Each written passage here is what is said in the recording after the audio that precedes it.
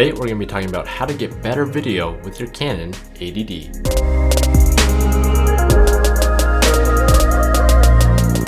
I'm giving away a $25 Amazon gift card. All you have to do to enter is 1, like this video, 2, subscribe to this channel if you're not already, 3, hit the bell icon and turn on post notifications for my channel, and 4, leave a comment down below telling me what you would do with those 25 bucks. Links to everything I talk about will be in the description below if you want to learn more about each item. And with that, let's jump in to the first tip.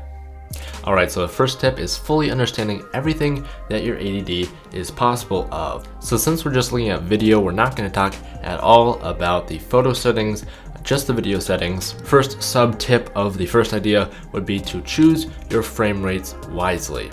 The camera right out of the box is probably going to be set for 30 FPS, which is a very common frame rate. That's what a lot of YouTube videos and a lot of home videos and like iPhone videos, all of that stuff is generally 30 FPS, which is great and perfectly usable, but I actually rarely shoot in 30 FPS. And the reason for that is most cinema movies and films and stuff are all shot in 24 FPS. Excuse me, I'm getting a call. All right. Well, I guess I'll call you if I have any. Sorry about that. Now I completely forgot where we were, what we were talking about.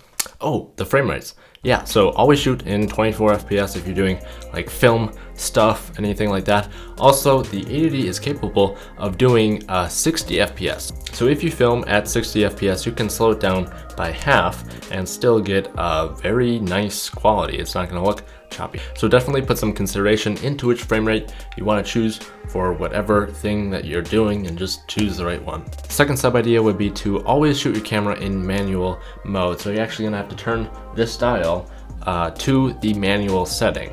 Now, I don't always shoot in manual mode. Like if I'm not standing right behind the camera, then generally I'll pick a different mode like shutter priority or aperture priority, depending on what I'm going for. But if I'm able to put my full attention into manning the camera, then you're definitely gonna wanna shoot in manual mode. Third sub idea, which is pretty similar to the second one, is to shoot in manual ISO. There's a ton of reasons. It comes in auto mode, which actually works pretty well, but you're not gonna want your exposure to differ all in like one shot. Generally, you don't change your ISO mid-shot, which is what the camera is trying to compensate on doing. The other reason to shoot in manual ISO is, well, this camera actually does pretty well at the higher ISOs, but definitely just so you can make sure that you don't get way too high and then you get a lot of grain. So when you're in manual, you can choose which ISO you want, and if you choose one too high, you'll be able to see that you're getting quite a bit of grain.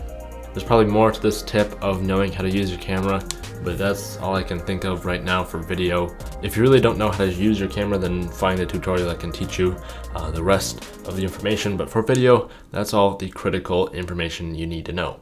But if you can get everything set perfectly in manual mode, you're gonna be a step ahead of everybody else who's using auto. All right, so tip number 2 to getting better video would be to stabilize your camera. So as you can see right here, I have a nice heavy duty Manfrotto tripod. I love Manfrotto tripods. I actually just got this a little while ago. First off, just like the user experience is a lot better when you have a nice high quality tripod.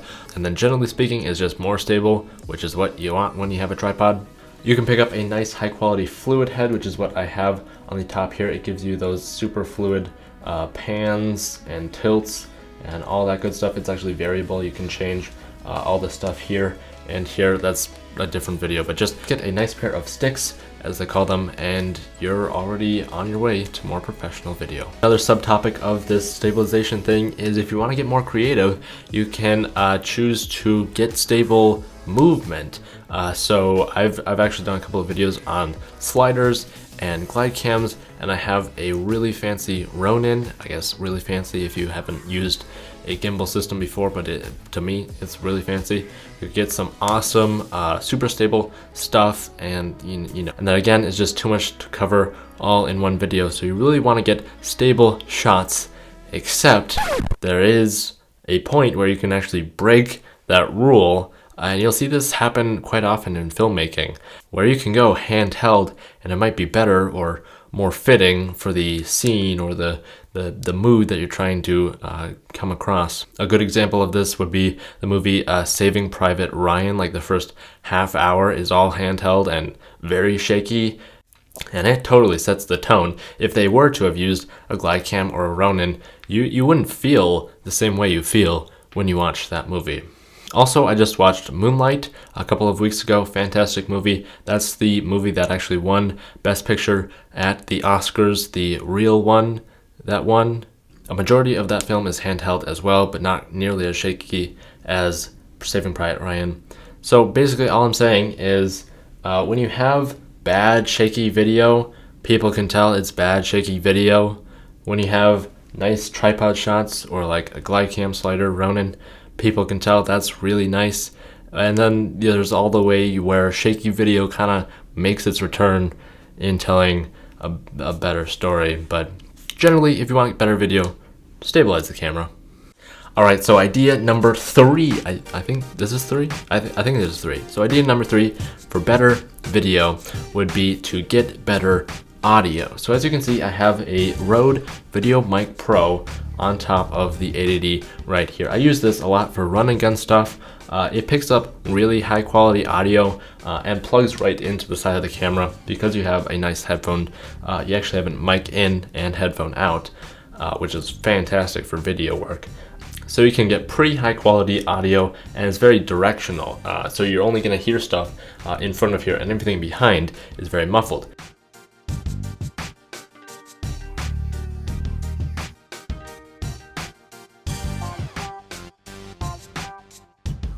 My fourth tip would be to get better lighting. And notice I didn't say get more lighting, which is what a lot of people say when you're first starting out and you're like in like a dark room or something. Just people say to just get as many lights as you can, put them everywhere so you can see stuff. And at a certain point, yeah, that's true. You don't want super grainy video.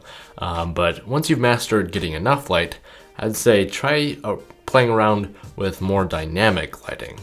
If we take a look at the studio, for example, I have 2 large octagon soft boxes which add a very nice even soft lighting, great for studio work like this. I also have 2 can lights, one kind of pointed in the same angle as the 2 soft boxes in the center, another one pointing straight down. That kind of adds more accent lighting just for the table. You also notice I have a full row of these little LED lights, which are very cheap and add a little bit of hair light, which is just light that comes from behind you and makes your subject more dynamic. So that's basically it for what I have in the studio here. One interesting note is that everything is the daylight version compared to tungsten, which is what most like home light bulbs are.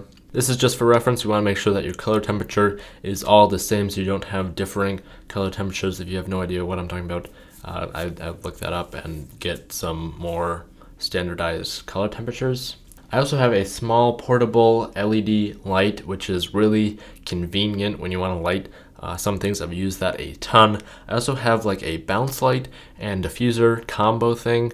That's pretty awesome. You don't really need a ton of lights. You can actually just like go outside and use the sunlight, or there's a ton of other free lighting that you can find. So basically just consider your lighting, see how you can play around with different positioning, and see if that changes the way you tell your story. Finally, number 5 would be to pick your lenses wisely. Now, this is kind of a touchy subject because lenses can get super expensive. I've actually done a ton of videos talking about the best lenses for the Canon 880 and a couple of other cameras as well. You can check those out if you want to find information about specific lenses, but in this video, I'm just going to tell you like what the perfect ideal lens would be for your situation. So if you have any kind of a budget, you can actually rent lenses. You're going to want to make sure you get the EF or EFS mount if you're using the Canon 80D.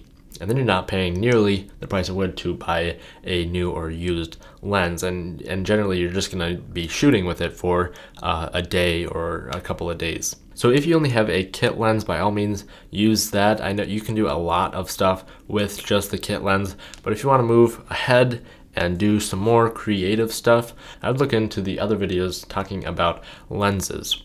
You don't necessarily have to have a prime. One of the reasons why I like prime lenses, actually I like zoom lenses a lot, but just for different reasons. Prime lenses give you this nice wide aperture that with zoom lenses you can't really get that wide, and it's super expensive. So it's like the best bang for buck if you want to get a nice wide aperture to get that nice shallow depth of field. But I have to say, compared to zoom lenses, they're a pain in the butt because you have to take it off to change the focal length. Whereas with a zoom, just spin the zoom ring. Hopefully you got something beneficial out of this video so you can make better films in the future. Links to everything I've talked about in this video are down below in the description, both to the videos talking about all the different items, also the links if you want to purchase like lights, lens, tripod, other stuff. More videos coming in the future, so make sure to subscribe and also do that other stuff if you want to get a free $25 Amazon gift card. Thank you for watching, and as always, don't forget to keep it pro.